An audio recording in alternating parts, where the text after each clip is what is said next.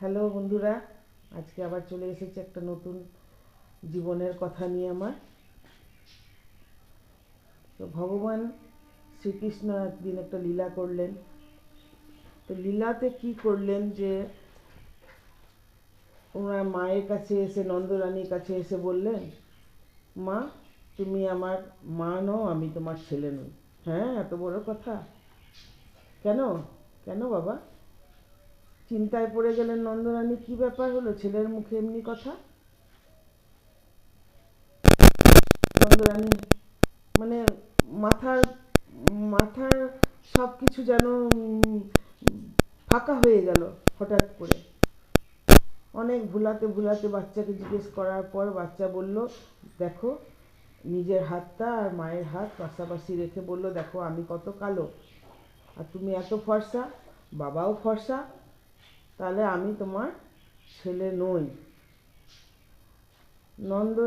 নন্দরাজ বলল, চিন্তায় পড়ে গেল নন্দরাজও, যে কৃষ্ণের কারাগারে যখন কংসের কারাগারে যখন পাল্টাপাল্টি হয়েছিল বাচ্চা, তখন কি কথা জেনে গেল কৃষ্ণ? তো মা তো কান্নাকাটি করতে করতে ছেলেকে নিয়ে ছুটতে ছুটতে চলল গোচারণ ক্ষেত্রে। ওখানে সব বন্ধুরা আছে। যেতে যেতে রাস্তায় যত গাছপালা, ফুল পাতা, পোকা মাকড়, জল, সবাই তার চরণ স্পর্শে শুদ্ধ হয়ে গেল। গিয়ে ওখানে মা নিয়ে চলেছেন টানতে টানতে ছেলেকে। ছেলে বলেছে, তুমি আমার মা নও, আমি তোমার ছেলে নই। তো সেখানে গিয়ে ডাকতে শুরু করলো, সীতামা, তোর গরুগুলো কোথায়?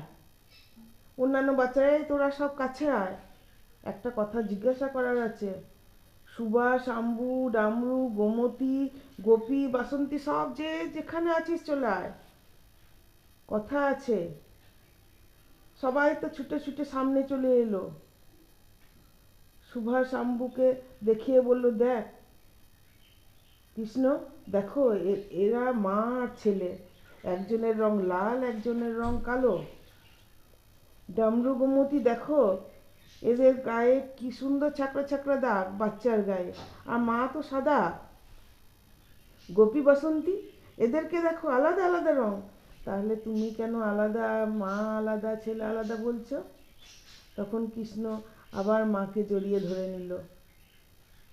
আজ এইটুকুনি। ভালো লাগলে ফলো করবেন, লাইক করবেন, কমেন্ট করবেন। বাজে কমেন্ট করেন না, খুব খারাপ লাগে।